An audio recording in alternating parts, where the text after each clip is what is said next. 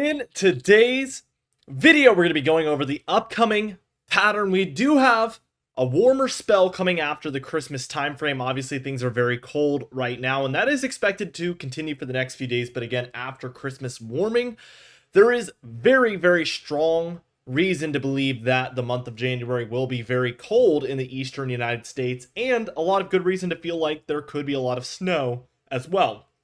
The cold is the hardest to come by. When we have the cold in place, all you need is a storm to move through, and that's not the hardest thing in the world. And we have a lot of model guidance showing multiple major snowstorms today, so we're going to be going over that as well. And the Climate Prediction Center's 3 to 4 week outlook, which does cover the early to mid portion of January, does look very cold in the eastern states. So let's dive into things. We're looking at the past 20 days. This will be like the 2nd of December through the 21st today. And as you can see, it still looks the same. I mean, no big surprise that one day doesn't really change a 20-day temperature map, but we see a very strong positive PNA, which just means warmer temperatures over the western areas of North America, which we do see well into Canada, United States, and Mexico. This in turn causes cold air to dive into not only the northern plains and upper Midwest, but also the Ohio Valley, Mid-Atlantic, Northeast, down through the Southeast as well. All of these areas are quite cool.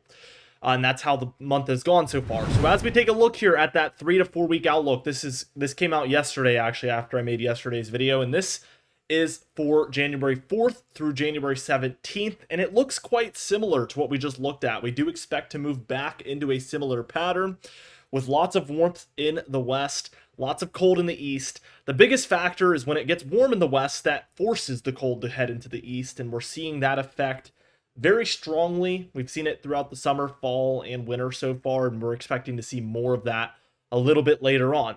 Yesterday, we touched on something called an SSW, Sudden Stratospheric Warming event, and that's really where the up in the North Pole, we get the polar vortex up there, which is just a really cold air mass that's moving, obviously, in a circular direction, and we see that get disrupted sometimes, where warm is able to get into the middle of that, and then force that cold outward.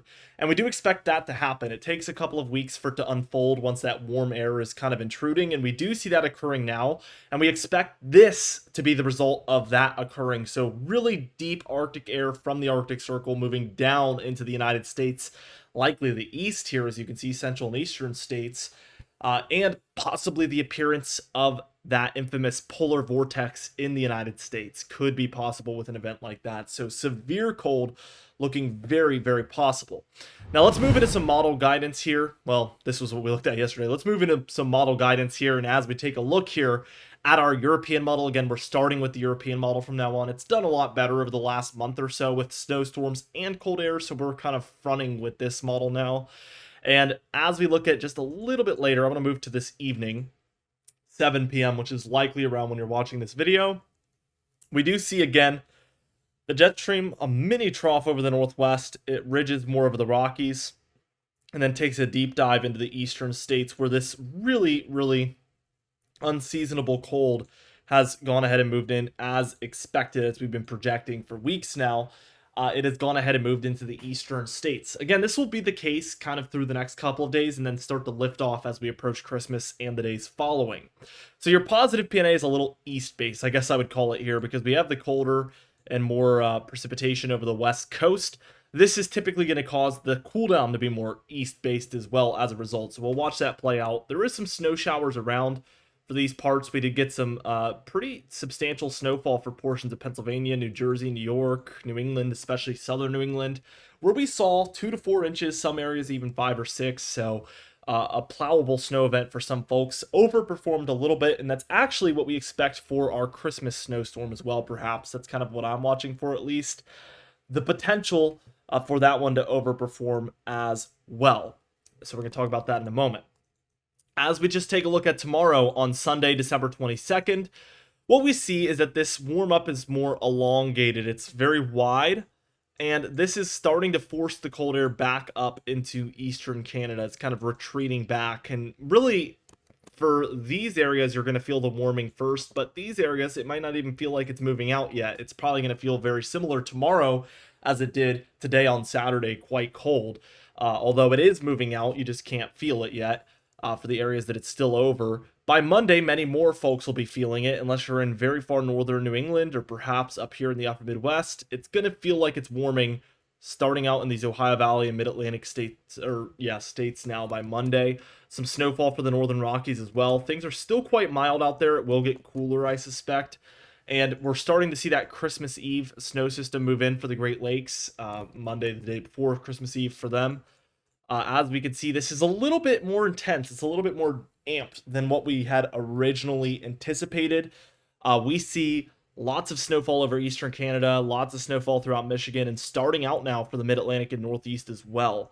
Let's move this towards kind of the morning hour. I guess this is a good frame, and we have pretty substantial snowfall coming down for New York and New England here. This will almost certainly cause these areas to see a white Christmas, which is really, really cool for them. We do see that there is a more substantial storm system moving on shore to the northwest, starting out for Canada, but also, I mean, the Pacific Northwest down through California. We are seeing pretty intense precipitation here. As we keep going, I want to take us straight towards Wednesday, Christmas Day, and we see things will dry up for the east for the most part, unless you're kind of along the southeast coast. There might be some showers.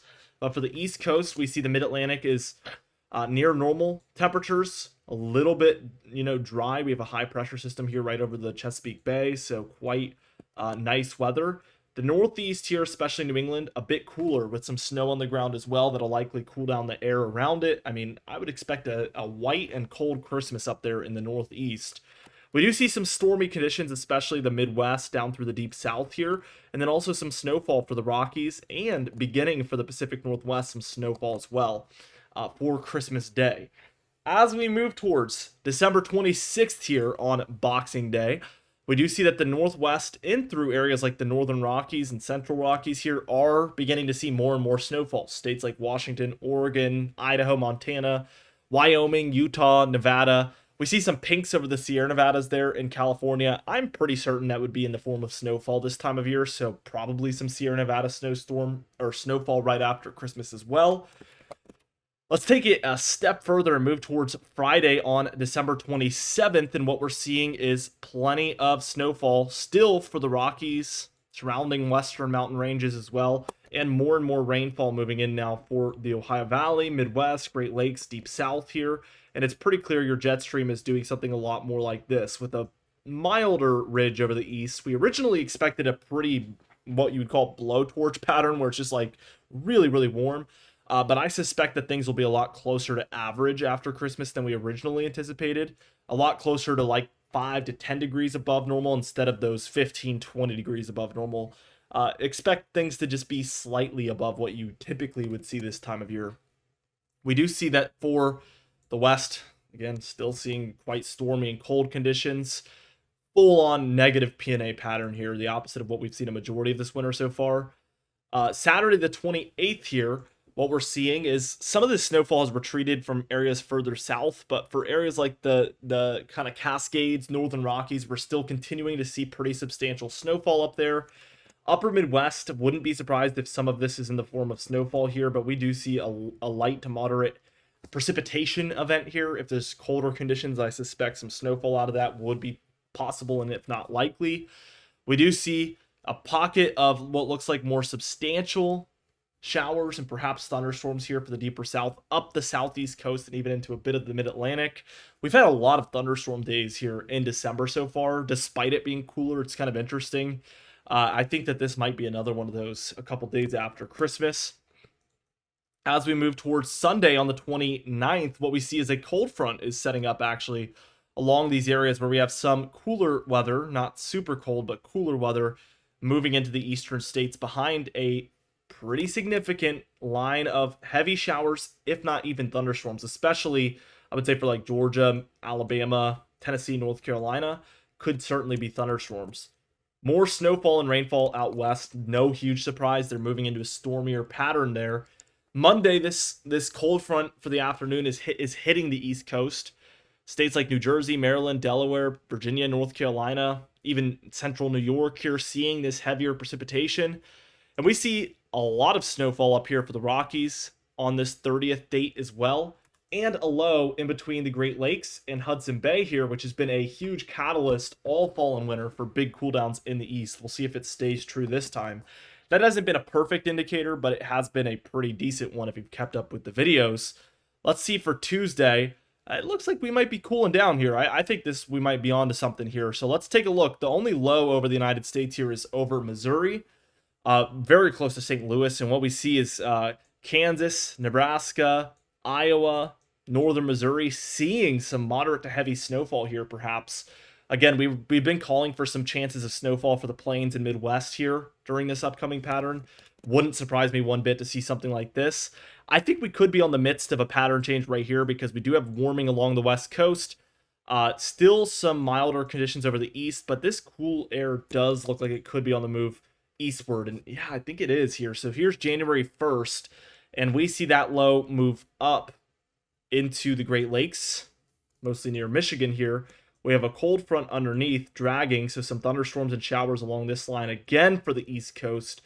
But we also have very, very dramatic cold air moving into these areas underneath the low behind that cold front. So again, this is the leading front there, and it's all moving in behind it.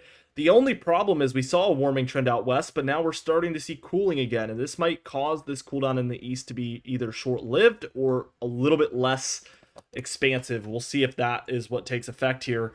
And I think that's what we see. So by Thursday, the 2nd of January, we see that instead of it moving straight down into the east, it kind of wants to do this, where it's like moving away really quickly back up to the north. We do have a very strong low here over the eastern areas of Canada, a cold front stretching here. It's causing this to be a lot more impactful for the mid-Atlantic and northeast, but it's not taking that full deep dive into the east. And we see a recovery of this starting positive P&A around this time, but it's a little too late. Overall, though, still colder for these areas. It's just not as cold as it could be for the very early portion of January. We do see that recycle, which is no surprise, as we see some lifting out west. Again, like I mentioned, it kind of rebounds here. So we get this second line of colder air moving in. So it might take a minute to fully establish itself, and that first line of major cold air had moved out, but there was a second one right behind it. And sure enough, we end up with a jet stream pattern that's near average for the west and then much cooler for the east than what's typical. Snow showers would likely be a common sight here for the Great Lakes northeast, as we see some major low pressure close by.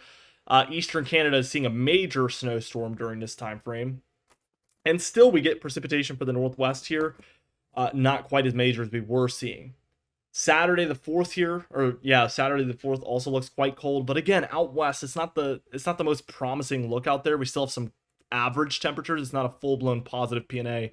So I don't think this cool down in that case would be the most major we've ever seen. That doesn't mean you can't see, 10, 15 degrees below normal, but it's not likely to be, 15, 20, 25, 30 degrees below normal or anything crazy like we saw in early December. As we keep going, we do get this quick little blast of cold at the end of the model run for the west, and it looks like the cool air is kind of lifting off for the east for a moment, but what I suspect is happening here is we see a kind of rebound of this warming for the west coast. This cold air would probably be moving into the east pretty quickly after, is what I suspect that point. Now the GFS is very interesting. We're actually going to see multiple major snowstorms along the east coast on this model. Both aren't too far-fetched to me, believe it or not. I think they seem pretty realistic given the air temperature pattern that we're going to see. Now, before we really dive into that, I want to make sure that I let you guys know to take it with a grain of salt, and that anything over 10 days out, as a rule of thumb, is going to change. Now, it might look pretty similar, it might change quite a bit and end up being, quite a bit different, but the signal is there for a potential snowstorm, and that's what I want to dive into with you guys today. So keep that all in mind as we move forward, that this is not a forecast, this is not a locked-in projection of something that I expect to happen the exact way we see it here. It's just a sign that a storm could move in, bring snowfall with the cold air, and that could shift quite greatly in any given directions, which would really change who sees the snowfall. So let's move forward with this. Nothing is going to be too different over the next few days. This is really, really similar stuff to what we saw in the European model up until about that 10th time frame. We get that cold front with the milder cold air. Here's that January 1st and 2nd time frame where we do get the colder air. here in the east. The only difference is that we do have a storm signal here for January 1st, where this particular model wants to bring a nor'easter up the coast, which is very significant when we have cold air rapidly moving in right as that storm is moving up the coast. This would be considered a signal that could bring about a massive snowstorm in this instance. And the timing could shift if it comes in a little bit later, this storm system. Like, let's say it's here when it's really projected to be here right now. And we see it move in when conditions are colder along the East Coast. That would be a beneficial change in the direction of seeing snowfall. If it moves in earlier, then we likely see a lot more rainfall, and maybe the storm moves in, much more inland. That would be the kind of changes right off the bat that I could suspect seeing happen. But we see it move up the coast. We get a major mid-Atlantic and northeast snowstorm here, 986 there, just near the tip of Long Island. And that brings significant snowfall here to areas of like northeast Pennsylvania, northern New Jersey, New York City, Long Island, southern New York, Connecticut, Massachusetts, Rhode Island, and then up into Vermont, New Hampshire, and Maine as well. This would be a massive one. And at the same exact time, we see what wants to happen is another low wants to kind of follow in along this jet stream and end up taking a pretty similar path that just starts out way earlier. And a lot of times, a lot of our massive southeast snowstorms, which do happen, pretty big southeast snowstorms, and when they do, it's usually in these types of very cold patterns. So that's why I'm calling it not too far-fetched. I live in the southeast.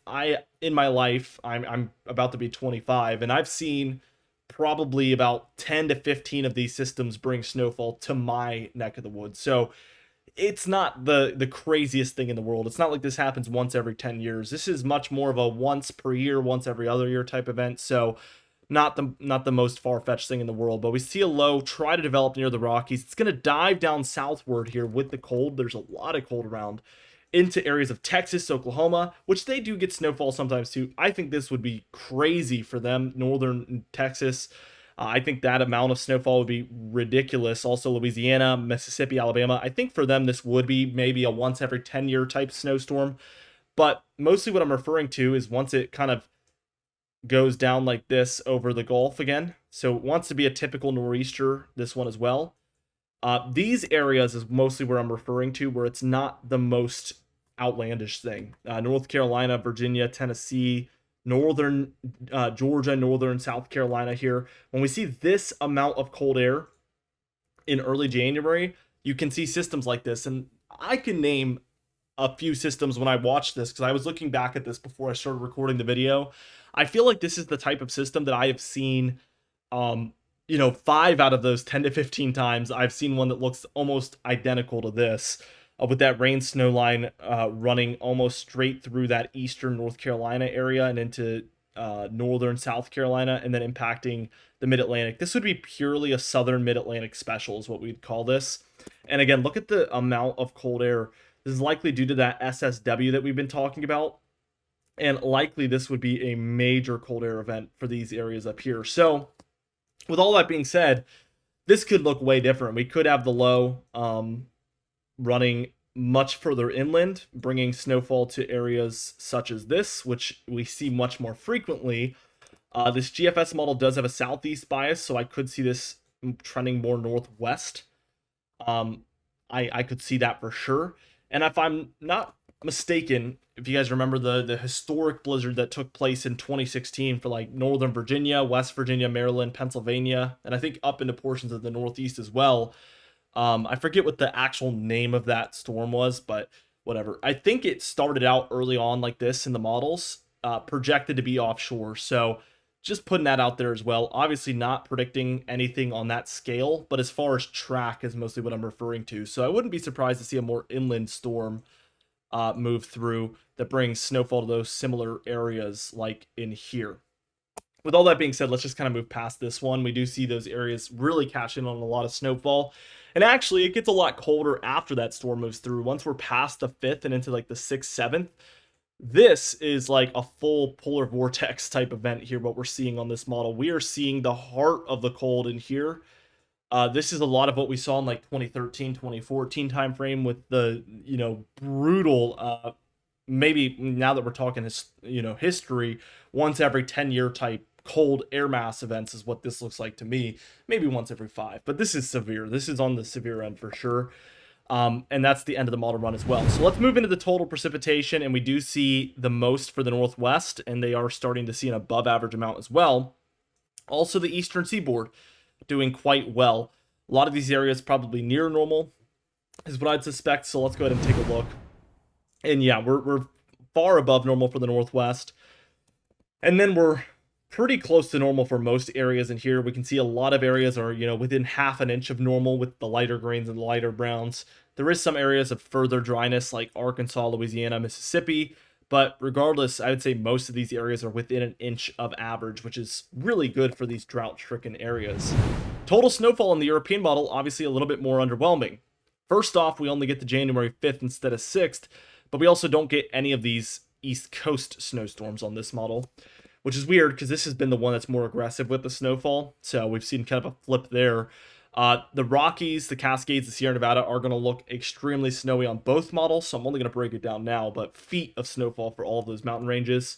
A pretty decent amount for the plains and upper Midwest and Great Lakes. I think that this is really looking likely, especially before January 1st. I would say between Christmas and January 1st, be watching for some potential snowfall in this area.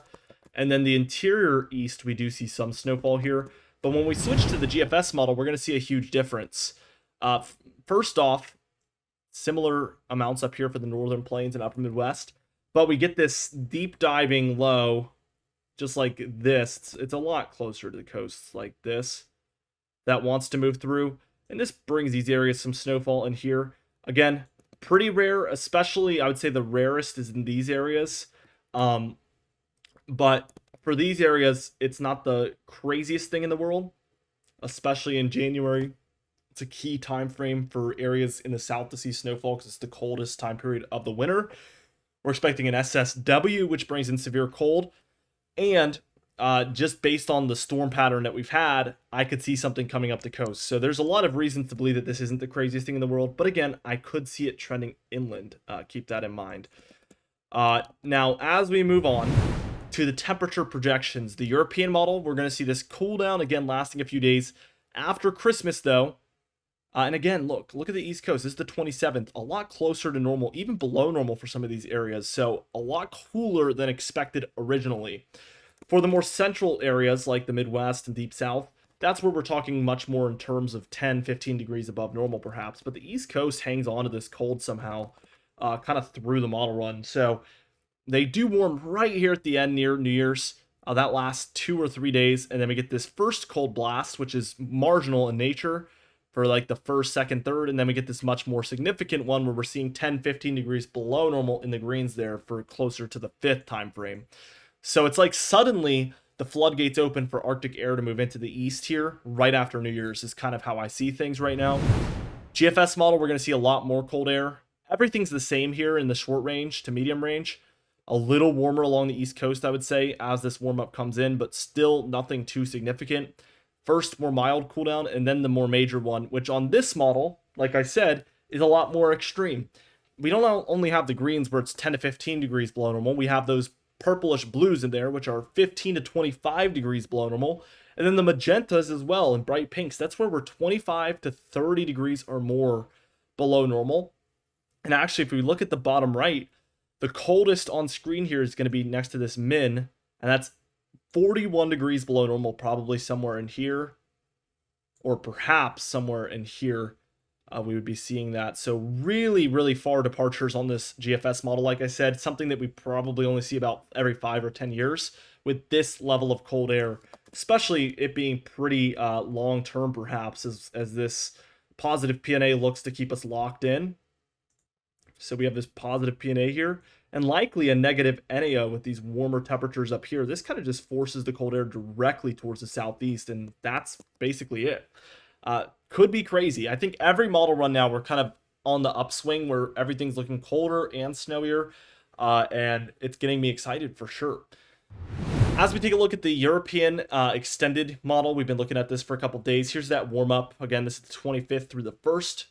Again, also on this long range model, a lot closer to normal here on the eastern seaboard as opposed to these inland areas. Very interesting. And then right away, here's the 1st through the 8th of January. This is an ensemble model, so we're getting some disagreement, of course, but colder temperatures in the east and the northwest here. But it's actually probably going to get worse here as we move towards the 6th through the 13th. Yeah, where we see a full-blown, pretty major cooldown for this time frame with some warmer anomalies over the southwest. So not only is it looking more and more likely by the day that the 1st through 8th time frame will be below normal, but the strongest signal for below normal is probably that 8th to 15th. So if both panned out, then likely it would end up a lot like December, where the whole month just ends up being below normal if we see things play out this way. As we take a look at the 15th through the 22nd as well, still some cold air over the east, and really we get averaged out after that, where everything kind of just looks the same every single day here. That's usually when the models are getting so far apart in their projections that it just ends up looking like average on screen. So with all that being said, for cold and snow lovers, there's a lot to be excited about, and yeah, let's continue to watch the models together. Be sure to subscribe. We upload every single day, and I'll keep updating you guys on everything that I see from all of these models regarding the cold, the snow, everything. You can even hit the bell icon for daily notifications when we upload so you never miss one. Be sure to like the video if you did enjoy it, leave a comment down below, and I'll see you guys in the next video.